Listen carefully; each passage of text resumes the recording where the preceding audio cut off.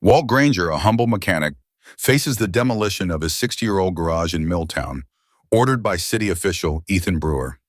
For decades, Walt's shop was the town's heartbeat, fixing cars and lives with quiet kindness.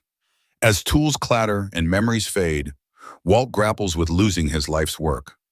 The town's silence stings, but whispers of his plight spread. Just as hope dims, classic cars rumble into view, hinting at a tribute to the man who kept Miltown running. Will the community rally to save Walt's legacy, or will progress erase his story forever? Love stories like Walt's? Subscribe to Incredible Stories for more tales of kindness and justice. Share this video, like it, and comment to honor unsung heroes. Your support keeps these stories alive, inspiring communities to value heart and hard work. Join us. Let's keep the world moving. In the dim light of a late afternoon, the young official strode into Walt Granger's garage, his polished shoes clicking against the oil-stained concrete. "This place is coming down next week, old man," he said, his voice dripping with disdain as he knocked over a tray of tools with a careless swipe. The clatter of metal echoed through the cavernous space, each wrench and screwdriver skittering across the floor like fragments of Walt's heart. Walt, his weathered hands trembling with a mix of anger and sorrow, didn't respond. Instead, he knelt slowly, his knees creaking as he gathered the scattered tools, each one a relic passed down from his father, Charles, imbued with memories of long days spent under hoods, the air thick with the scent of grease and gasoline. Every dented wrench carried the weight of his father's steady grip, every screwdriver a testament to lessons learned in silence, lessons about more than just fixing cars. "You've got 7 days. Sign the damn paper!" the official barked, tapping impatiently at his sleek tablet, his eyes cold and indifferent to the life he was dismantling. Walt's chest tightened, but he held his tongue, his calloused fingers clutching a rusted socket wrench as if it could anchor him to the past. That night, Walt sat alone on the cold garage floor, surrounded by the ghosts of his life's work. Faded photographs lined the walls, their edges curling from years of sunlight and neglect. Snapshots of fathers and sons grinning beside their first trucks, prom dates radiant next to polished sedans, and old-timers whose laughter still seemed to linger in the air, though they'd long since passed. The concrete beneath him bore the scars of decades, oil stains, tire marks, and the faint outline of a child's chalk drawing from years ago. The silence was heavy, broken only by the occasional creak of the tin roof above, a sound that had become as familiar as his own heartbeat. In his hands, he held the eviction notice, a single sheet of paper that threatened to erase everything he'd built. His heart ached with a grief he couldn't name, not just for the garage, but for the man he'd been within its walls, for the purpose that had defined him. Walt Granger wasn't a man who sought fame or fortune. He just wanted to fix things, to make them right, whether it was a carburetor or a neighbor's broken spirit. By morning, the street outside Granger's garage was transformed. One by one, cars rolled in, their engines humming with a quiet reverence. Corvettes with their sleek curves, Jaguars gleaming under the sun, Bentleys that spoke of wealth but carried the same gratitude as any old pickup. Their drivers didn't come for oil changes or tune-ups.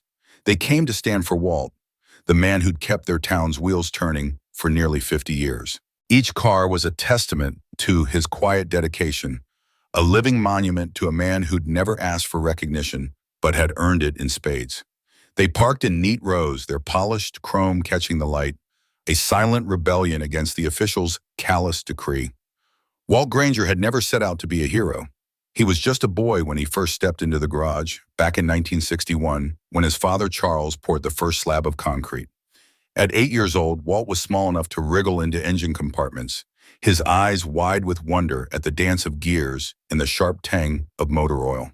Charles was a man of few words, his face etched with the lines of a life spent working hard and living simply. He taught Walt the value of showing up on time, of charging fair prices, and of never letting a neighbor down, no matter how small the job. Under that weathered red brick roof, with its peeling paint and groaning tin, Walt learned not just how to fix cars, but how to live with integrity, how to carry the quiet pride of honest work. Those lessons sank deep, shaping him into the man he'd become. Granger's garage wasn't much to look at. No neon signs, no glossy advertisements, just a hand-painted wooden board nailed up by Charles in '61, its letters faded but still legible. Yet, to the people of Miltown, it was more than a repair shop. It was a cornerstone, a place woven into the fabric of their lives.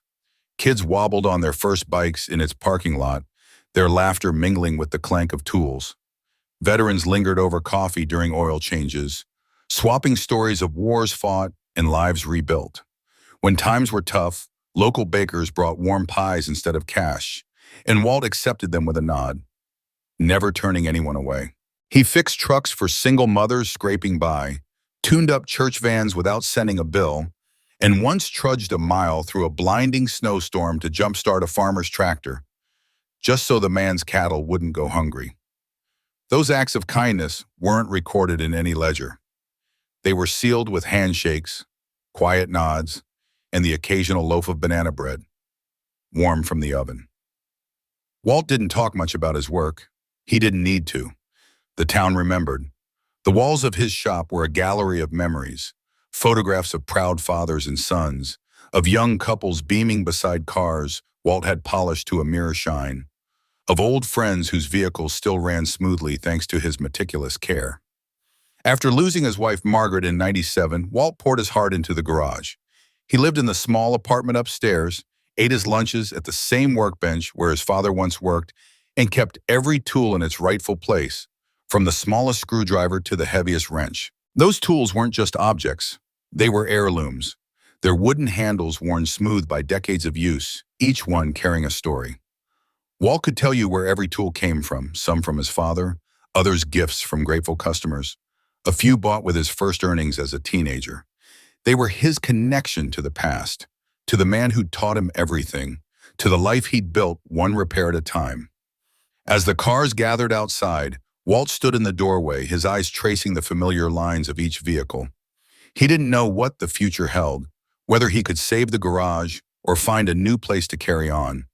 But in that moment, surrounded by the people he'd served, he felt something stir in his chest. Not pride, exactly, but a quiet certainty. For nearly half a century, he'd fixed what was broken, not just in cars, but in the lives of those who trusted him. And as the engines idled and the townsfolk stood shoulder to shoulder, Walt knew that no piece of paper could erase what he'd built. The garage might come down, but the heartbeat of Greuze's would live on in the people who remembered. Walt Granger's garage was a living archive of a life spent under the hoods of cars, each tool a silent witness to the years of sweat, grease, and quiet triumphs that had defined his world. The crescent wrench, its handle worn smooth by his father's calloused hands, had once tightened bolts on the town's first fire truck, a relic of civic pride now parked in a museum. A rusted socket, salvaged from a '63 Ford Falcon, carried the weight of a young Walt's first big repair job, a moment when he'd proven he could carry on his father's legacy. The cracked mallet, bound together with duct tape and sheer stubbornness, was a testament to Walt's refusal to discard anything that still had purpose. Money was never abundant for Walt. He didn't chase fleeting pleasures like tropical vacations or the latest gadgets. His phone was an ancient flip model, its screen cracked but functional, much like the man himself. Yet, in the quiet conversations at the barbershop, over steaming mugs of coffee at church, or in the hushed reverence of small-town gossip, people spoke of Walt with words that carried weight: solid, dependable, good. In a world obsessed with speed, where things and people were replaced without a second thought, Walt Granger was an anchor. He stayed, he served, and one car at a time, he kept the heartbeat of his town steady. It was a Tuesday morning, the kind that felt like a gift to Walt. The air was sharp with autumn's chill, the kind that made his knuckles ache but also sharpened his focus. His coffee sat on the workbench, black as motor oil and just as vital, its warmth seeping into his hands between tasks. He was deep in the engine bay of Mrs. Dempsey's '92 Buick, a car he knew as well as his own heartbeat. He'd serviced it since the day it rolled off the lot, back when Mrs. Dempsey's late husband, Harold, still drove her to the grocery store, her laughter filling the cab. Walt's fingers, stained with grease and steady with experience, tightened the last spark plug, a small victory in a morning of routine. The garage hummed softly around him, tools clinking, the faint crackle of the radio, the familiar scent of oil and metal. Then came the footsteps. They weren't the heavy, familiar tread of work boots or the scuff of sneakers from a local dropping off a car. These steps were quick, clipped, polished, like dress shoes on a showroom floor. Walt's brow furrowed, a flicker of unease stirring in his chest. He wiped his hands on a rag, the rough cloth catching on his calluses, and turned just as a voice sliced through the garage's quiet rhythm. "Walter Granger?" The man in the doorway didn't belong here. Not in this garage, not in this corner of town where grit and history clung to every surface. He was young, maybe early 30s, his suit pressed to a crisp perfection that seemed to mock the grease-stained reality of Walt's world. A tablet gleamed in his hand, its screen glowing with an air of authority. His expression was polite but impatient, the kind of look Walt had seen on bureaucrats who thought their paperwork outranked a man's life. "I'm Ethan Brewer, City Development. I'm here to confirm receipt of your official notice. I need your signature." Walt's heart gave a slow, heavy thud, like an engine misfiring. "What notice?" he asked, his voice low, steady, but laced with a confusion that felt foreign to him. He wasn't a man caught off guard often, but this felt like a punch he hadn't seen coming. Brewer didn't wait for an invitation. He strode toward the workbench, his polished shoes clicking against the concrete floor, and began tapping his tablet with the efficiency of someone who measured time in billable hours. "Rezoning plans," he said, his tone clipped, as if Walt should already know. "The council approved them last month. This block's been designated for commercial redevelopment, upscale retail, sidewalk cafes, the whole package." He glanced around the garage, his eyes skimming over the cluttered shelves and oil-stained walls with a faint curl of disdain. "Progress, you know." Walt's fingers tightened around the rag, his mind racing to catch up. He pulled off his gloves slowly, deliberately, as if the act could anchor him against the tide of Brewer's words. "This garage has been here 60 years, he said, his voice steady, but carrying a weight that made the air feel heavier. 60 years of his father's sweat, his own long nights, and the trust of a town that relied on him to keep their cars and their lives running on time." "Exactly," Brewer replied, his tone sharp, as if the garage's history was a mark against it. "Which means it doesn't meet current safety codes, environmental standards, or aesthetic requirements." He paused, his eyes flicking to Walt with a mix of pity and impatience. "You've got 7 days to vacate." The words hit Walt like a wrench slipping off a bolt, jarring and wrong. 7 days, he repeated, his voice barely above a whisper, as if saying it aloud might make it real. His mind churned, picturing the garage empty, its tools packed away, its walls torn down for some glossy storefront selling overpriced coffee. This place wasn't just his livelihood. It was his father's legacy, his own identity, the one constant in a world that seemed to change faster than he could keep up. "No relocation assistance, I'm afraid," Brewer added, his voice devoid of any real regret. He slid a clipboard across the workbench, a single sheet of paper with a highlighted line screaming "eviction effective in 7 business days." "It's all in the paperwork." Walt didn't move to take it, his eyes locked on Brewer, searching for some crack in the man's polished facade, some hint that this was negotiable. But Brewer's face was a closed door, his impatience growing with every second Walt didn't comply. "Look," Brewer said, tapping the counter sharply, his voice taking on a condescending tone. "How much longer can you really keep this up? You're still doing everything by hand.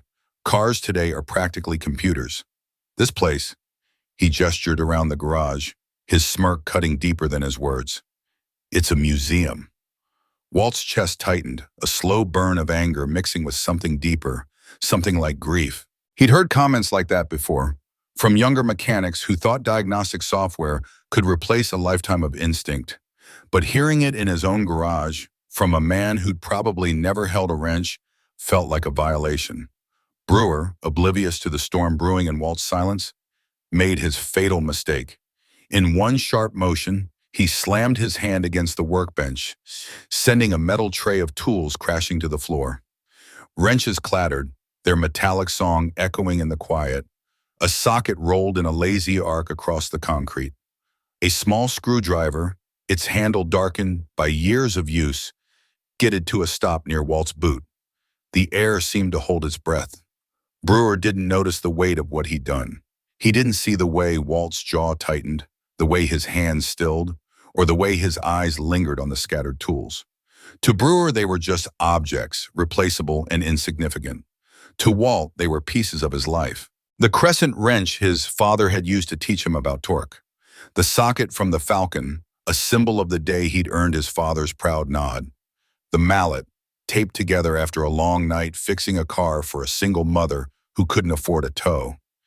Each tool was a story, a memory, a piece of the man he'd become.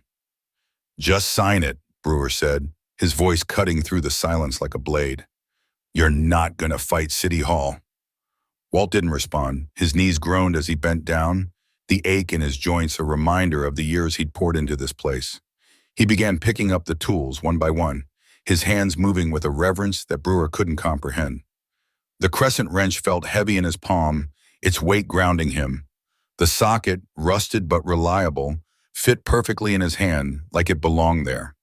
The screwdriver, its handle worn smooth by decades of use, seemed to whisper memories of late nights and hard-won victories. Brewer scoffed, his footsteps retreating as he walked out, leaving the clipboard untouched on the workbench. Walt stayed crouched on the floor, the tools gathered in his hands, his heart heavy with the weight of what was coming. 7 days. The words echoed in his mind, each one a hammer blow against the life he'd built. But as he set the tools back on the bench, arranging them with care, a quiet resolve began to take root. This garage was more than a building. It was his father's dream, his own legacy, and the trust of a town that needed him. He wasn't sure how, but Walt Granger wasn't ready to let it go, not yet. Walt stood alone in the dim light of his garage, clutching an old screwdriver as if it were the last tether to a life he'd poured his heart into. His calloused hands shook, not from age, but from the weight of what he faced.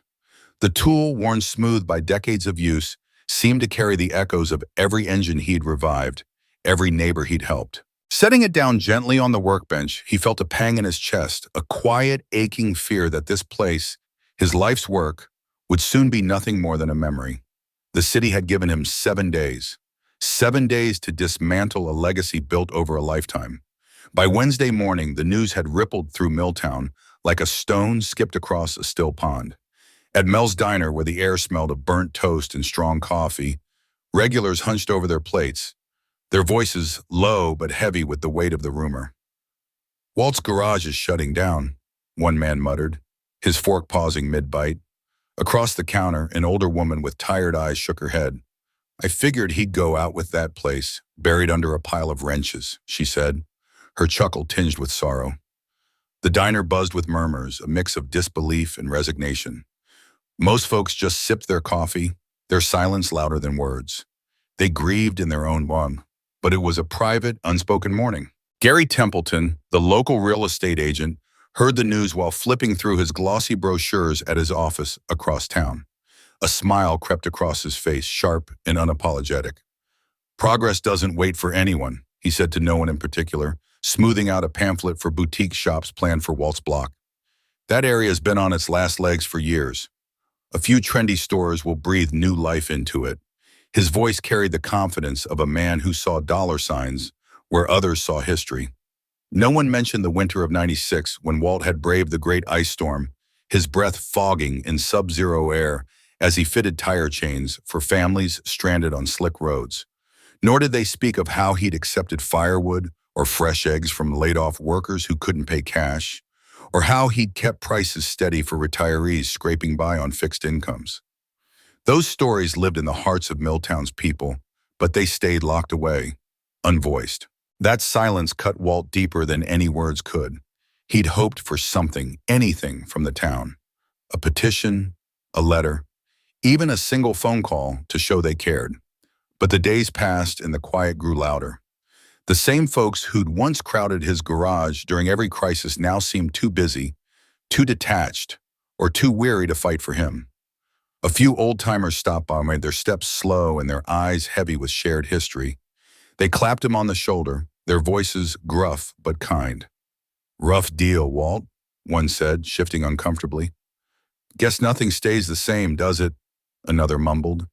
Their words were meant to comfort, but they felt like pebbles tossed into a void. They didn't linger. They had doctor's visits, errands, lives that had moved on while Walt's world stood still. Each goodbye left him a little more hollow. Then came James Ashford. On Friday, he rolled up in a gleaming hybrid SUV, the name of his shiny new auto center stenciled in bold letters on the side. His business, just a year old, sat out by the highway, a sterile, high-tech shrine to computerized diagnostics and spotless floors. James stepped out, designer sunglasses perched on his nose, and leaned against Walt's doorframe with a grin that felt rehearsed. "Heard about the city's notice, Walt. That's a tough one," he said, his tone light but edged with something sharper. Walt nodded, wiping grease from his hands with a rag, his face unreadable. James pressed on, undeterred. "You know, the future is all about plug-and-play systems, diagnostic sensors. Old-school stuff can't keep up." He paused, his smile widening. "Tell you what, though, maybe I'll frame one of your wrenches, put it up in my shop," a little nod to the past. He laughed, thinking it a clever quip, but the words landed like a slap. Walt's jaw tightened, but he said nothing. He turned back to his workbench, his movements deliberate as he wrapped each tool, a socket wrench, a rusted oil filter clamp from '74, in soft cloths, handling them like cherished relics. To James, they were relics. To Walt, they were family.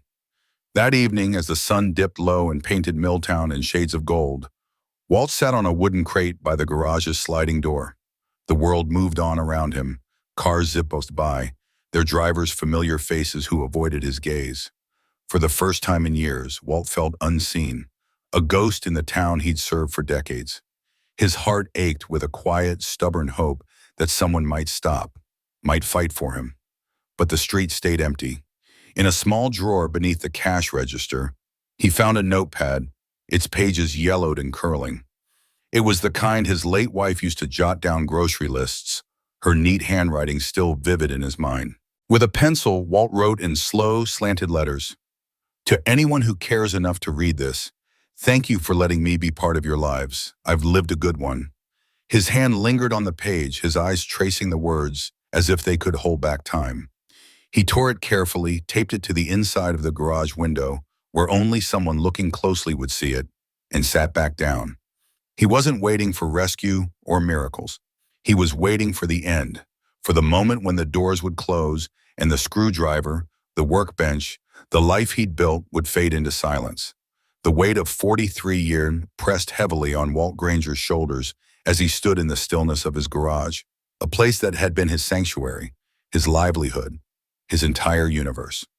Saturday morning arrived with a hollow quiet, the kind that didn't just fill the air, but sank deep into his bones, heavy and unyielding. No customers knocked, no engines roared to life, no appointments cluttered his calendar. Just silence, vast and unforgiving.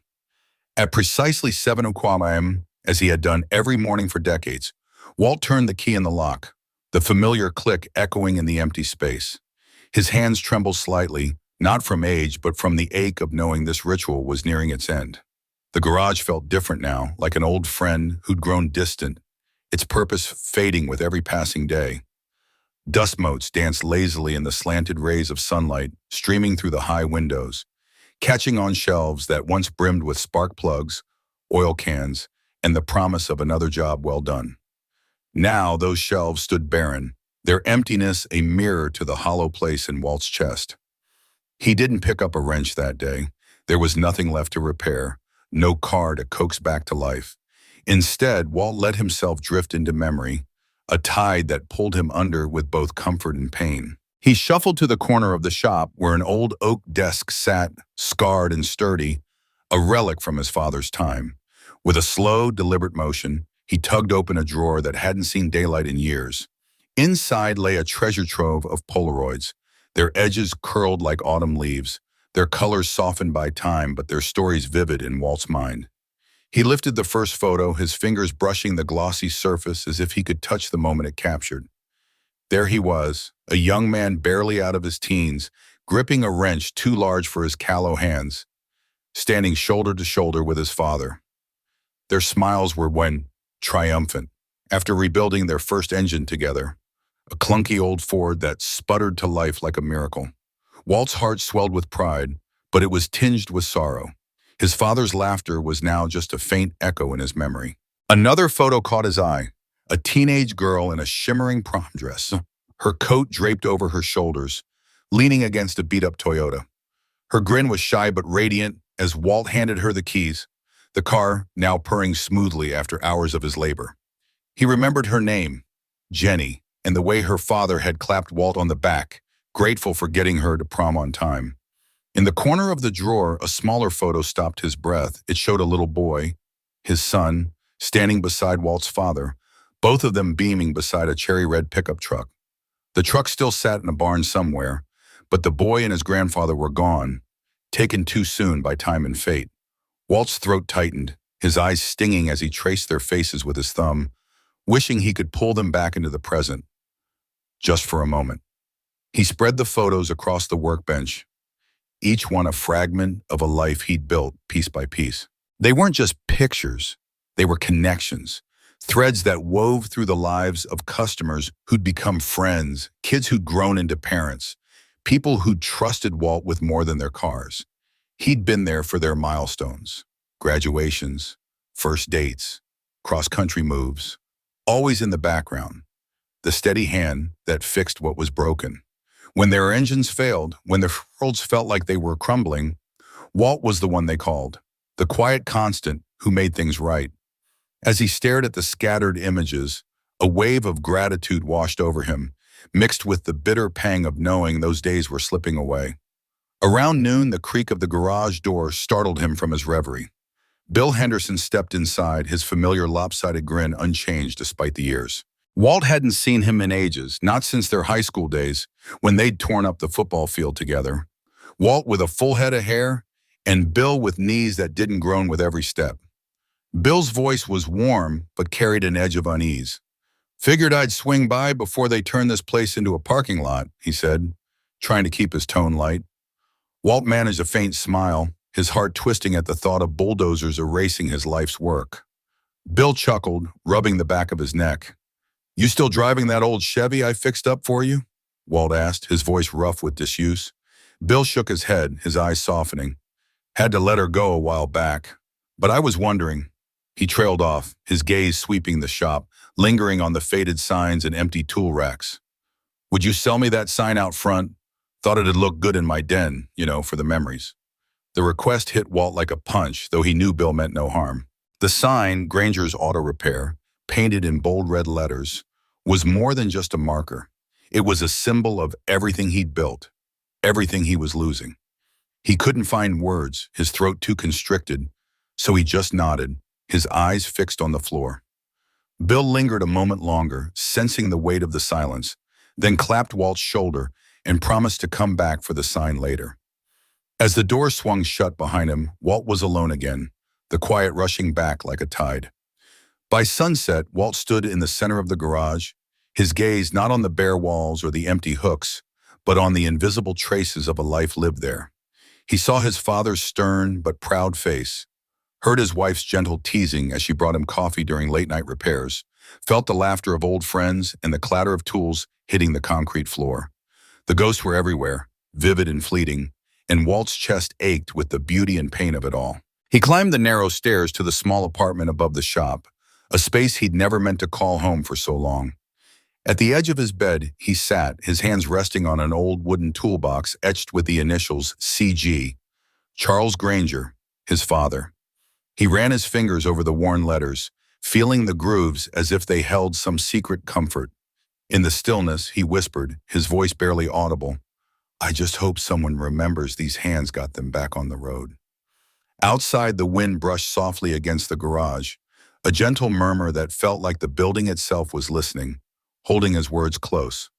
Sunday dawned slow and gray, the sky heavy with the promise of rain. Walt rose before the sun, his body moving through the familiar routine even as his heart rebelled against the finality of the day. Routine was his anchor, the one thing that hadn't abandoned him. He brewed a pot of strong black coffee, the bitter aroma filling the apartment, and carried his mug downstairs. With a deep breath, he gripped the handle of the rolling door and pulled, the creak reverberating through the empty space like a sea. Walt stood in the doorway, coffee warm in his hands, and looked out at the world beyond his garage. The street was quiet, the town still waking, and for a moment he let himself imagine the years stretching backward, cars lining up, customers waving, the hum of a life in motion. But the present was undeniable, and as the first rays of sunlight touched the concrete floor, Walt knew this was the last time he'd opened these doors. He stepped inside, ready to face the end, his heart heavy but full of the stories he'd carry with him. Walt Granger stood at the threshold of his modest garage, his weathered eyes scanning the empty street where the early morning breeze stirred nothing but a few stray leaves. The quiet was familiar, comforting, a canvas of calm in this small town where time seemed to move slower. His calloused hands, etched with decades of labor, clutched a wrench, its weight a steady anchor in his world of routine. The air carried the faint scent of motor oil and dew, and for a moment, everything felt as it always had, predictable, unremarkable. Then a distant sound pierced the stillness, a low, guttural growl that rumbled like a storm on the horizon. Walt's heart quickened, a flicker of curiosity sparking in his chest. Another rumble followed, then another, each one closer, more insistent. He stepped onto the cracked sidewalk, his brow creasing with a mix of confusion and anticipation. Was this just some early riser taking their vintage ride out for a spin? A coincidence, maybe. But as the first car rounded the corner, Walt's breath caught in his throat.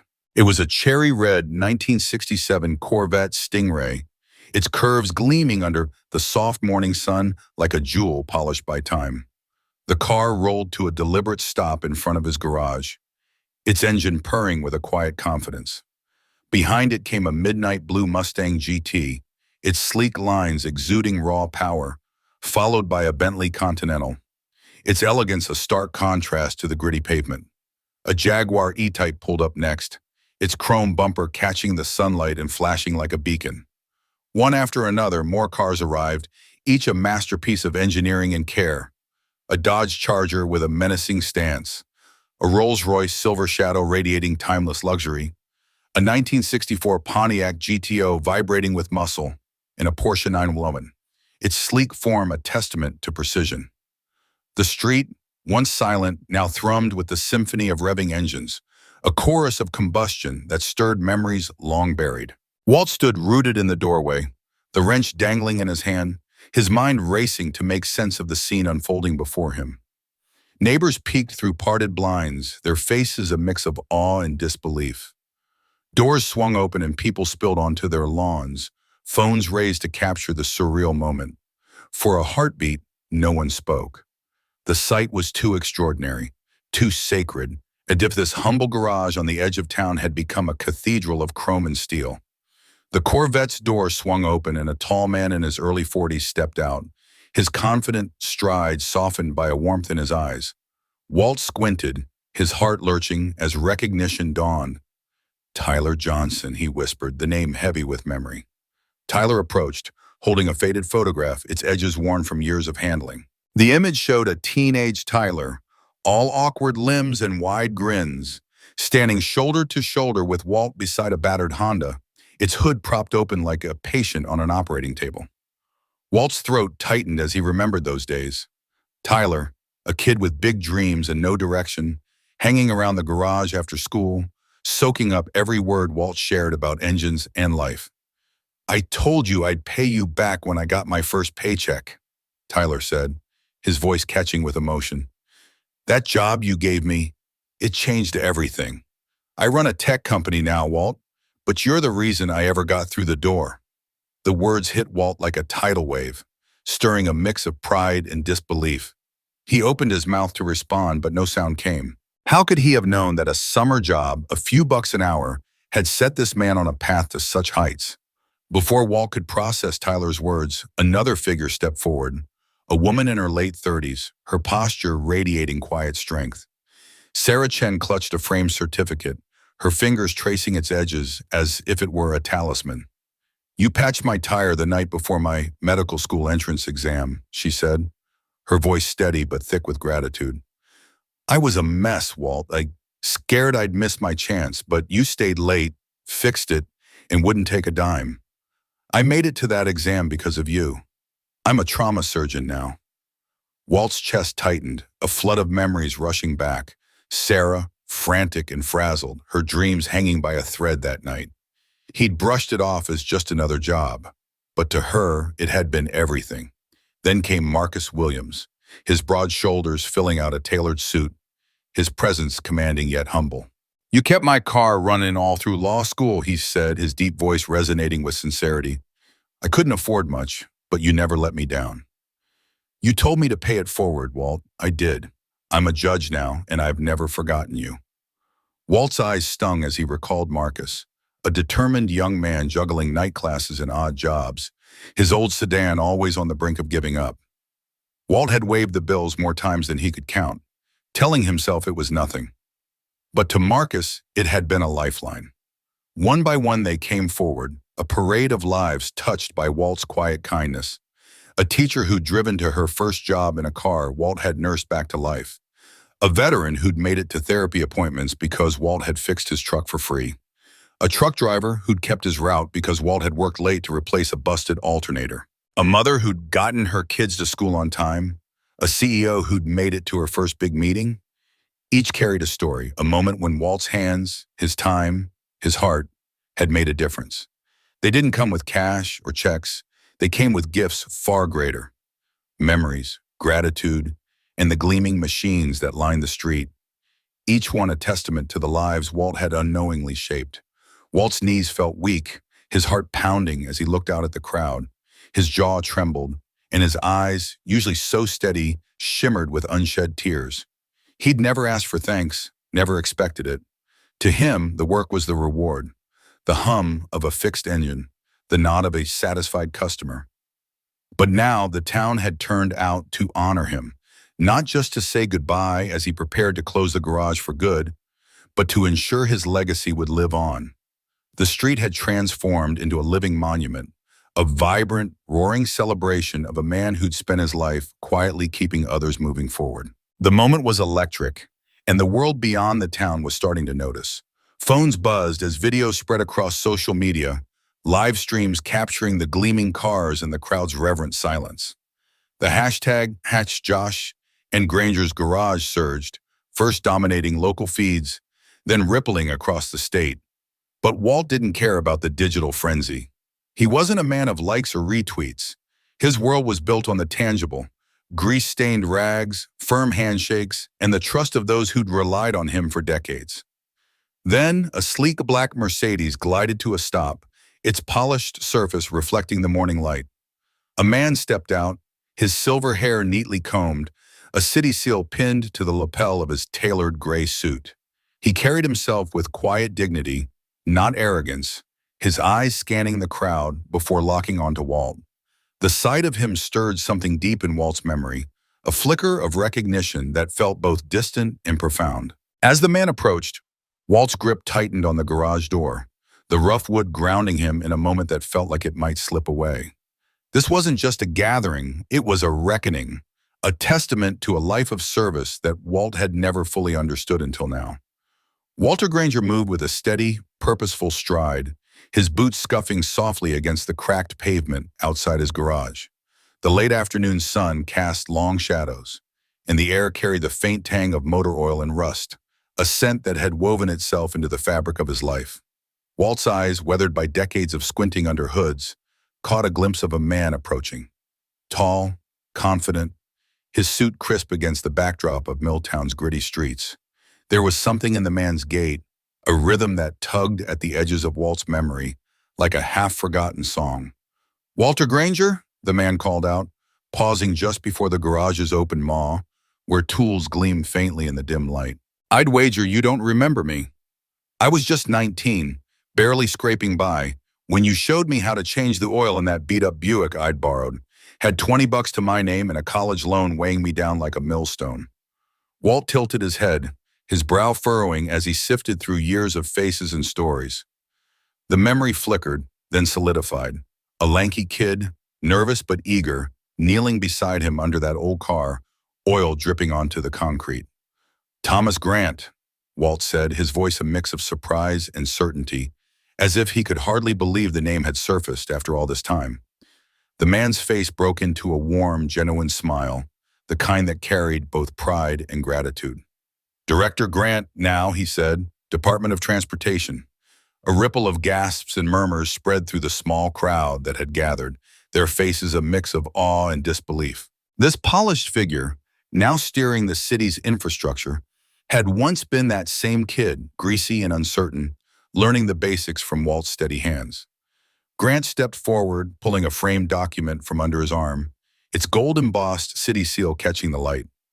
"Mr. Granger," he began, his voice steady but thick with emotion, "it's my honor, my duty, to present you with this certificate of recognition. For over 40 years, you've done more than fix cars.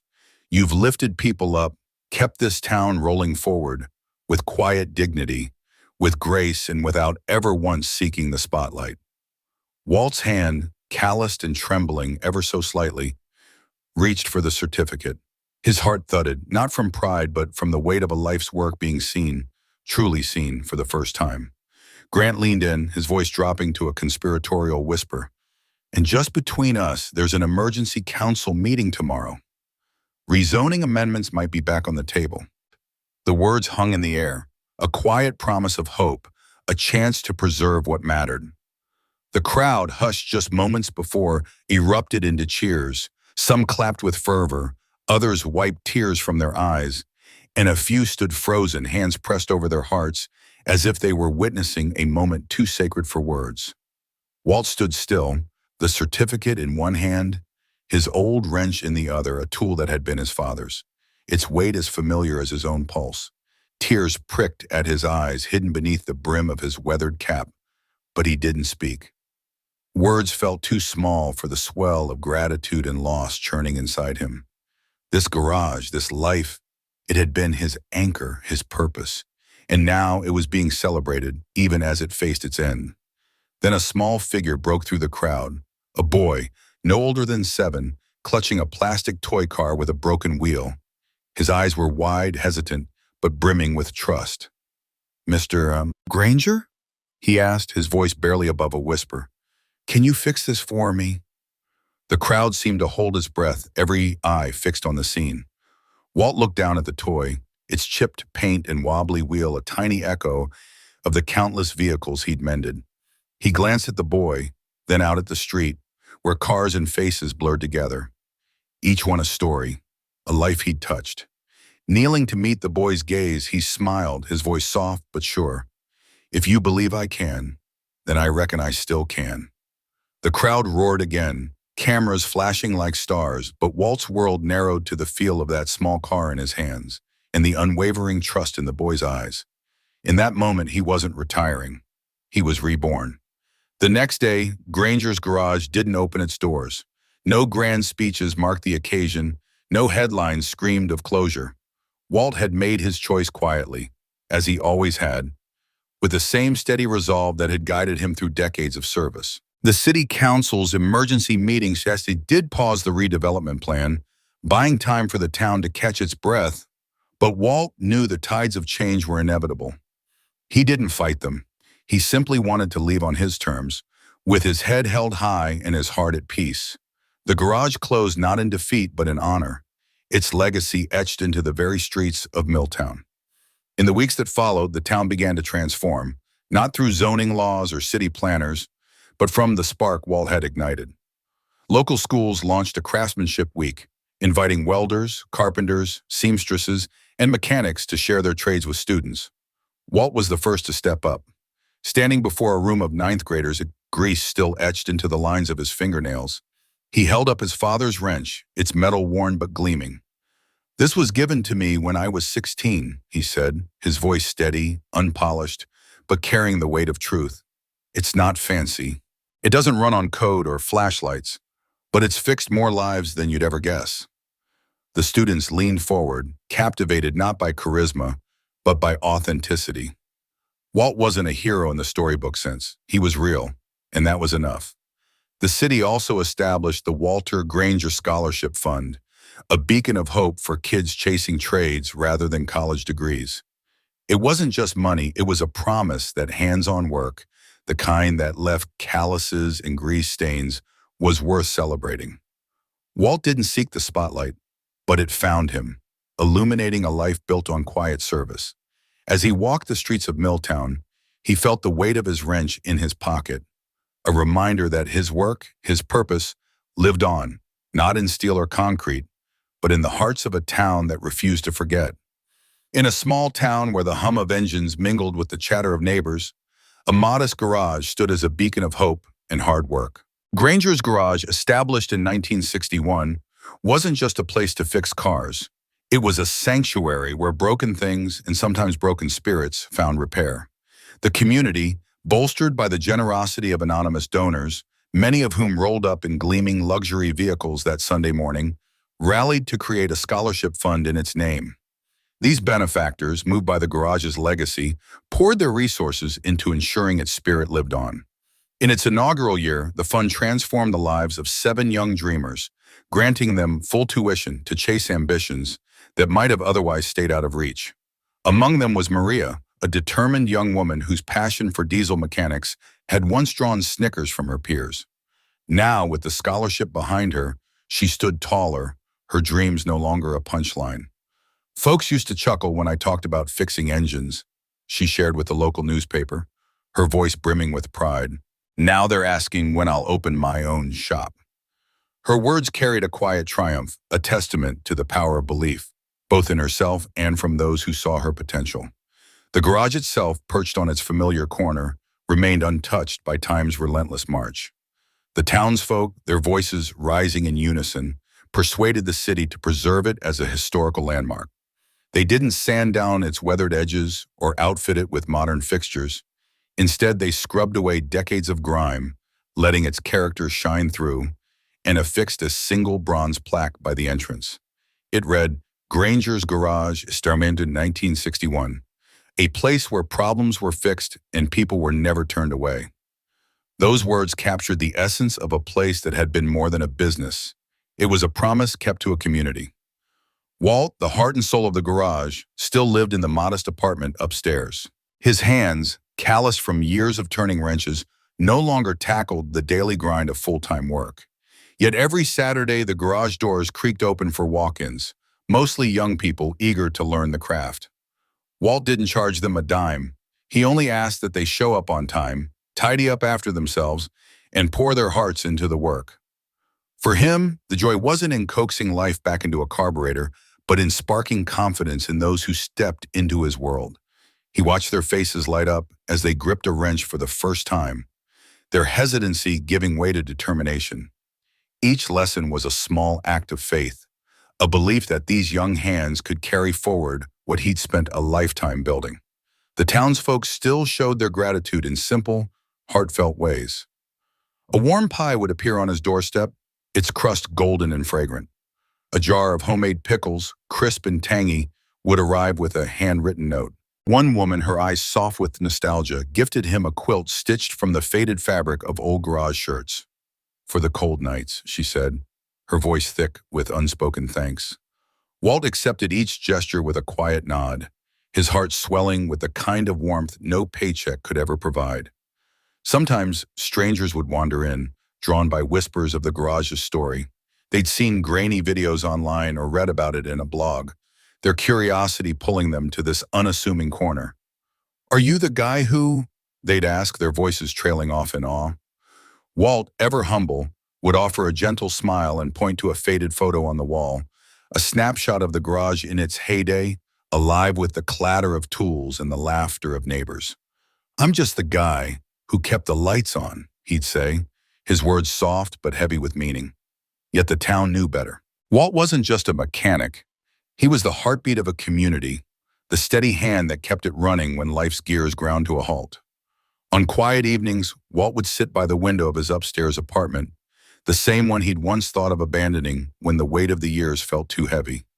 From there, he could see the garage below, its silhouette still and silent, but pulsing with memories. He'd reflect on the world's relentless chase for more. Titles, status, speed. Everything seemed built to break these days, replaced without a second thought. But Walt had spent his life mending what others discarded, Not just cars, but people too. He thought of Maria, her eyes bright with possibility as she spoke of her future shop. He thought of the teenage girl who'd driven off to prom in a car he'd fixed, her smile brighter than the headlights. He remembered the young father, his shoulders sagging with relief when Walt handed him the keys to a car that would get him to work again. And little Leo, barely tall enough to reach the workbench, clutching an old wrench like it was a treasure. Those moments were Walt's wealth, richer than any bank account could ever be. His fingers ached when the weather turned cold, and his toolbox was more rust than shine. But when he closed his eyes, he didn't see wear and tear. He saw lives pieced back together, dreams set in motion, and a community bound by quiet acts of care. People often wondered aloud, what kind of world are we leaving for the next generation? But Walt, in his unassuming way, had always asked a different question. What values are we passing along? He didn't preach or post inspirational quotes online. He simply showed up day after day with a wrench in hand and a heart open to anyone who needed help. His pride wasn't loud. It was in the grease under his nails, the nod of a grateful neighbor, the spark in a young apprentice's eyes. And as long as there was one kid willing to learn, one neighbor ready to lend a hand, Walt believed the world still had a fighting chance to keep turning.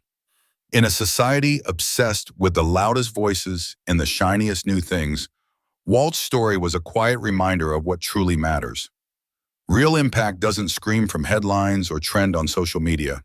It unfolds in the small, steady moments, in garages, kitchens, and backyards where people choose to serve others, not for recognition, but because it's right. Walt didn't leave behind a sprawling mansion or a media empire. His legacy was something far more enduring: trust, respect, and a community woven together by countless small kindnesses. He'd never sought the spotlight, but his light shone brighter than he'd ever know. So in a world racing toward the next big thing, who are the people keeping the everyday running?